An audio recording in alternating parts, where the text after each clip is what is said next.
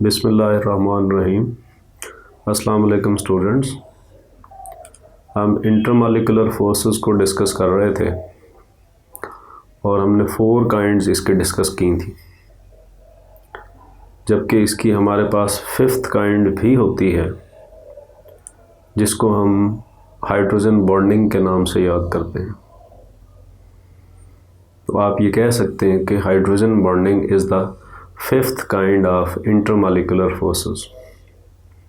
तो आए हम सबसे पहले इसकी डेफिनेशन को देखते हैं सिंपल वर्ड्स में, और उसके बाद एग्जाम्पलरी बेसिस पे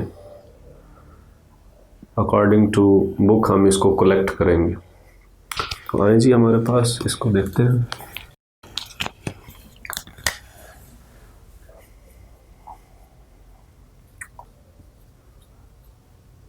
When hydrogen atom is imprisoned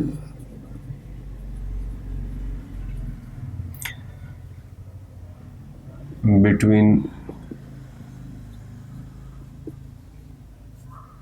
two most electronegative atoms,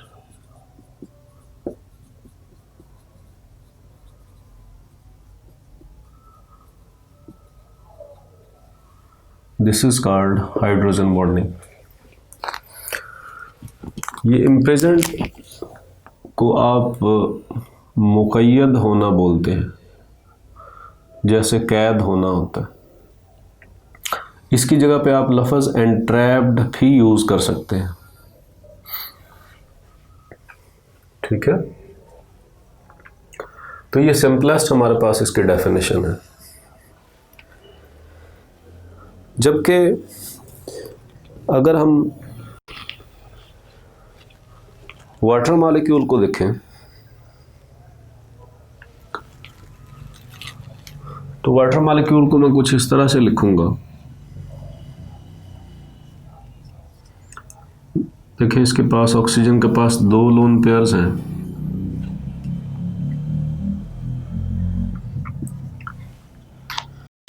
तो आप क्या देखते हैं कि आपको यहाँ पे डाइपोल्स मिलते हैं। ये आपके पास पार्शियल नेगेटिव है, ये पार्शियल पॉजिटिव है, ये भी पार्शियल पॉजिटिव है, ये पार्शियल नेगेटिव है।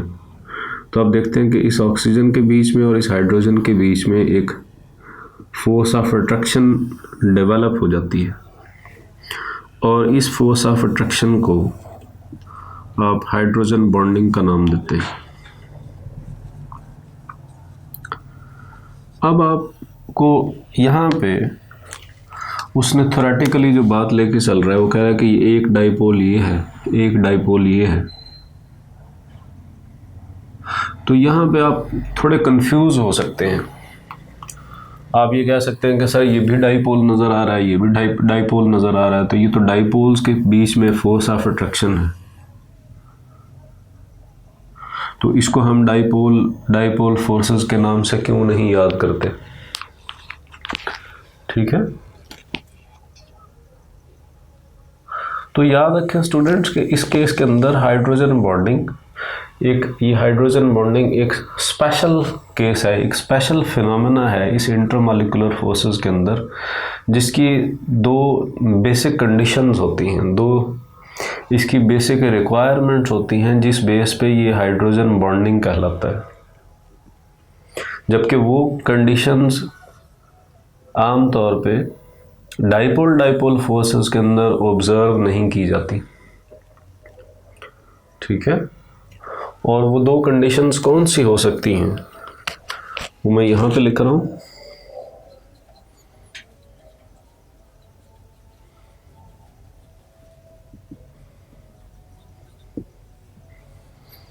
नंबर 1, इलेक्ट्रोनेगेटिव एटम होना चाहिए, और इलेक्ट्रोनेगेटिव एटम किन में से होना चाहिए? नॉफ में से, नाइट्रोजन, ऑक्सीजन, फ्लोरीन में से। ये मोस्ट इलेक्ट्रोनेगेटिव एटम्स हैं, और अल्टीमेटली नाइट्रोजन के केस में 1 लोन पेयर होता है, ऑक्सीजन के केस में 2 लोन पेयर होते हैं, और फ्लोरीन के केस में 3 लोन पेयर्स होते हैं। तो दर हकीकत छुपे अल्फाज में कि इस फिनोमेना के अंदर जो लोन पेयर्स हैं उनकी इन्वॉल्वमेंट हो जाती है। ठीक है।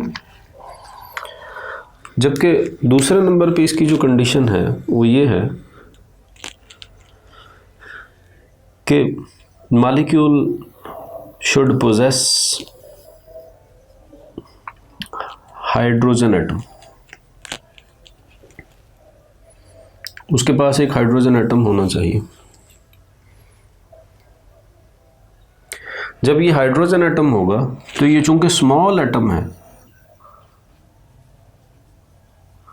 तो स्मॉल एटम के ऊपर जब ये चार्ज ये पैदा करेगा तो ये अपना एक इलेक्ट्रोस्टैटिक चार्ज पैदा करेगा।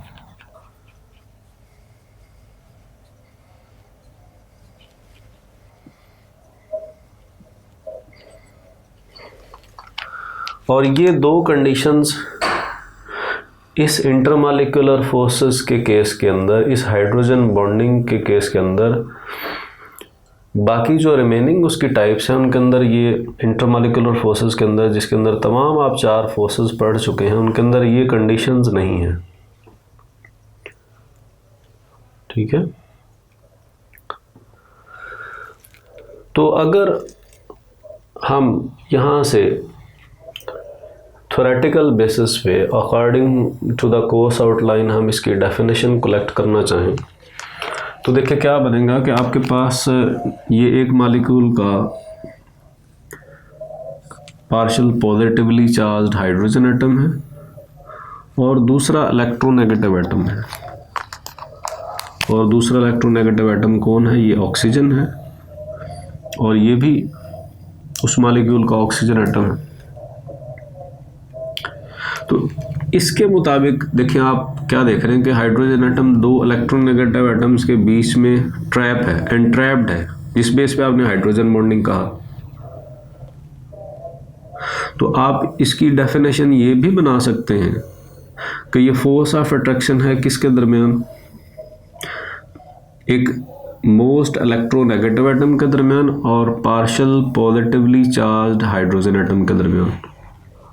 तो आप इस डेफिनेशन को कुछ इस तरह से लिखते हैं, इस तरह से भी लिख सकते हैं। देखिए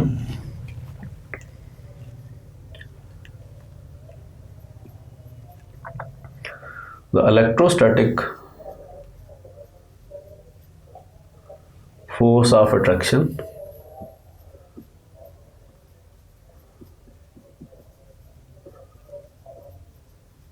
present between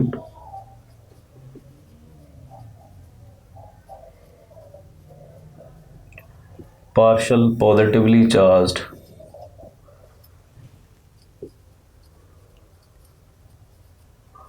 hydrogen atom and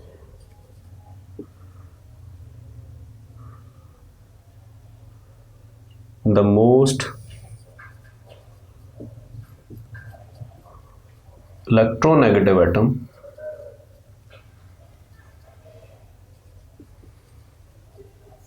ठीक है, this is called hydrogen bonding. इस इलेक्ट्रोनेगेटिव एटम के अंदर आपने नॉफ को रखा था, नाइट्रोजन, ऑक्सीजन, फ्लोरीन को। ठीक है।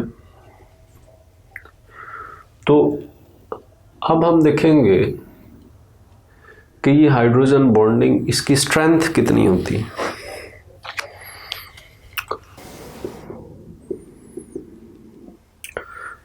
तो दिस strength is 20 times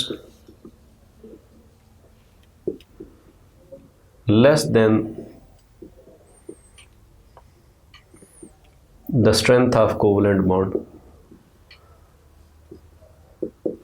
दूसरे अल्फाज में अगर आप इसको परसेंट स्ट्रेंथ के अंदर कंसिडर करें कि सपोज अगर आपके पास कोवलेंट बॉन्ड 100% उसकी स्ट्रेंथ है, तो हाइड्रोजन बॉन्ड की स्ट्रेंथ उसके कंपैरिजन में 5% है कि 20 टाइम्स अगर लेस है तो आप इसको देखें इसके साथ मल्टीप्लाई करके इसकी स्ट्रेंथ इसके इक्वल हो जाएगी। जबकि इसके कंपैरिजन में जब आप डाइपोल डाइपोल फोर्सेस को देख रहे थे, ठीक है, तो डाइपोल डाइपोल फोर्सेस को आप इनकी स्ट्रेंथ को 1% बोल रहे थे as compare to this covalent bond. इसी तरह अगर हम आगे चलें कि ज़रूरी नहीं कि हम इन दो कंडीशंस को लेते हुए इसके ऊपर ही कन्फाइंड रहें कि ऐसा होगा तो फिर हाइड्रोजन बॉन्डिंग होगी। हमारे पास कुछ स्पेशल केसेस भी अराइज हो सकते हैं, जैसे कि क्लोरोमीथेन है और ये ट्राईक्लोरोमीथेन का मॉलिक्यूल है। ये स्पेशल केस है। किस तरह से कि 3 इलेक्ट्रोनेगेटिव एटम्स लगे हुए हैं और ये तीनों के तीनों इलेक्ट्रोनेगेटिव एटम्स हैं इलेक्ट्रॉन डेंसिटी इस कार्बन से स्नैच करके, इससे छीन के इसको इलेक्ट्रॉन डेफिशिएंट बना देते हैं। जब ये इलेक्ट्रॉन डेफिशिएंट बना देते हैं तो ये फिर अपने इलेक्ट्रॉन्स की कंपनसेशन को अकोमोडेट करने के लिए, उसके लॉस को अकोमोडेट करने के लिए ये हाइड्रोजन से और ज़्यादा इस बॉन्डेड इलेक्ट्रॉन पेयर को अपनी तरफ खींच लेता है, जिस वजह से ये इसके ऊपर जो चार्ज मैग्नीट्यूड होती है वो नॉन पोलर CH बॉन्ड के कंपैरिजन में ज़्यादा हो जाती है। और ये तीनों के तीनों हम कहते हैं कि ये ग्रुप्स जो हैं ये इलेक्ट्रॉन विदड्राइंग ग्रुप्स लगे हुए हैं इसके ऊपर। जबकि दूसरी एक्सट्रीम पे हमारे पास जो मॉलिक्यूल है, जैसा कि ये हमारे पास एसीटोन का मॉलिक्यूल है, ठीक है, ये देखें, इसके अंदर इस ऑक्सीजन के ऊपर नॉर्मल ऑक्सीजन एटम जो कि वाटर के अंदर मौजूद होगा या किसी और जगह पे जब वो अपना फिनोमेना हाइड्रोजन बॉन्डिंग के अंदर शो करवा रहा होगा, उसके कंपैरिजन में इसके अंदर जो इलेक्ट्रॉन डेंसिटी है इसके ऊपर ज़्यादा होगी इन दो मिथाइल ग्रुप्स की वजह से, क्योंकि इंडक्टिव इफेक्ट के थ्रू ये इलेक्ट्रॉन्स, ये दोनों के दोनों मिथाइल ग्रुप्स इस कार्बन को देते हैं और कार्बन अल्टीमेटली इस ऑक्सीजन की तरफ इलेक्ट्रॉन डेंसिटी जो है वो ईजीली प्रोवाइड कर देता है। तो आप क्या देखते हैं कि इसके ऊपर चार्ज पार्शियल नेगेटिव है, तो नतीजतन क्या होता है, इन दोनों के बीच में हाइड्रोजन बॉन्ड बन जाता है। तो दूसरी एक्सट्रीम पे आप इन दो ग्रुप्स को देख रहे हैं जो कि मिथाइल ग्रुप्स है और ये इलेक्ट्रॉन डोनेटिंग ग्रुप्स हैं। तो ये स्पेशल केस होने की वजह से ये हाइड्रोजन बॉन्डिंग का फिनोमेना इस तरह के केसेस के अलावा जो कि आपने ये नेसेसरी कंडीशंस देखी हैं ये अराइज हो सकता है, ठीक है। तो इसी तरह से अगर हम अमोनिया के मॉलिक्यूल को देखें जो कि नाइट्रोजन का हाइड्राइड है, कि देखें इस केस के अंदर जो हाइड्रोजन बॉन्डिंग का पैटर्न है वो कुछ इस तरह से होगा कि देखें ये पार्शियल पॉजिटिव है, तो इस नाइट्रोजन और इस हाइड्रोजन के बीच में एक इलेक्ट्रोस्टैटिक फोर्स ऑफ अट्रैक्शन पैदा हो जाएगी जिसको आप हाइड्रोजन बॉन्ड का नाम देंगे। इसी तरह से आप इसके कंपैरिजन में अगर आप HF के मॉलिक्यूल को कंसिडर करें, कि मैं HF के मॉलिक्यूल को ऐसे शो करवाता हूँ कि इस फ्लोरीन के पास 3 लोन पेयर हैं और ये मेरे पास दूसरा मॉलिक्यूल है HF का, ये देखें। तो इन 3 लोन पेयर्स में से ये वाला लोन पेयर इस दूसरे मॉलिक्यूल के हाइड्रोजन के साथ अपनी इन्वॉल्वमेंट देगा, जिसके नतीजे में ये एक हाइड्रोजन बॉन्ड डेवलप हो जाएगा। इसी तरह से अगर आप इस तीसरे मॉलिक्यूल को देखें जो कि HF का है, ये देखें, तो ये वाला लोन पेयर इन्वॉल्व होकर इसके साथ हाइड्रोजन बॉन्ड बना लेगा। तो यही वजह है कि हम कहते हैं कि HF के केस के अंदर इसका स्ट्रक्चर जिग जैग होता है, ठीक है। अब ये जिग जैग का पैटर्न दर हकीकत ये जो लोन पेयर्स हैं, ये लोन पेयर्स की ज्योमेट्री की वजह से ये डिज़ाइन हो रहा है। और आपको इस HF के केस के अंदर, इस अमोनिया के बल्क के अंदर आपको एक हाइड्रोजन बॉन्ड ही मिलता है, एक से ज़्यादा हाइड्रोजन बॉन्ड सिर्फ आपको वाटर मॉलिक्यूल के केस में मिलेंगे, जहाँ पे आप ये देखेंगे कि वाटर मॉलिक्यूल का बॉइलिंग पॉइंट, जब हम बॉइलिंग पॉइंट्स की बात कर रहे होंगे इनके हाइड्राइड्स की, नाइट्रोजन के, ऑक्सीजन के और फ्लोरीन के हाइड्राइड्स के अंदर वो वाटर मॉलिक्यूल जो है, या आप इसको देखें, ठीक है, ये बज़ाहिर तो आपको यहाँ पे एक बॉन्ड नज़र आ रहा है, लेकिन ऐसा नहीं होता। ये वाटर का मॉलिक्यूल, ये वाला जो मॉलिक्यूल है, इसका ये हाइड्रोजन एटम जो है ये भी हाइड्रोजन बॉन्डिंग में इन्वॉल्व होता है। तो यही वजह है कि इसका बॉइलिंग पॉइंट ज़्यादा होता है इन दोनों के कंपैरिजन में। इनका आपके पास, जबकि ये अमोनिया जो है इसका बॉइलिंग पॉइंट आपके पास -33 डिग्री सेंटीग्रेड पे, ये -33 पे बॉयल कर रहा हो। तो इसी तरह से आगे हम HF के हवाले से बात करते हैं कि जो एसिडिक स्ट्रेंथ है, एसिडिक स्ट्रेंथ हमारे पास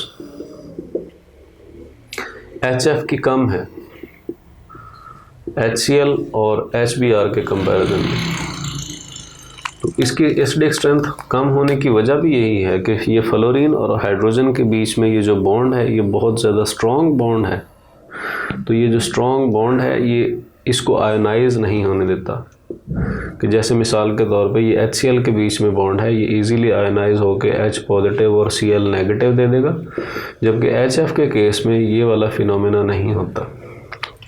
तो चूंकि एसिड वही होता है जिसने H पॉजिटिव फर्निश करना होता है, तो हम कह देते हैं कि जो HF है इसकी एसिडिक स्ट्रेंथ कम है इन दोनों के कंपैरिजन में, क्योंकि इनके अंदर डिसोसिएशन ज़्यादा है, इनके अंदर H पॉजिटिव पैदा करने की सलाहियत ज़्यादा है एज़ कम्पेयर टू HF। ठीक है, तो ये हमारे पास हाइड्रोजन बॉन्डिंग के हवाले से था। Thank you very much.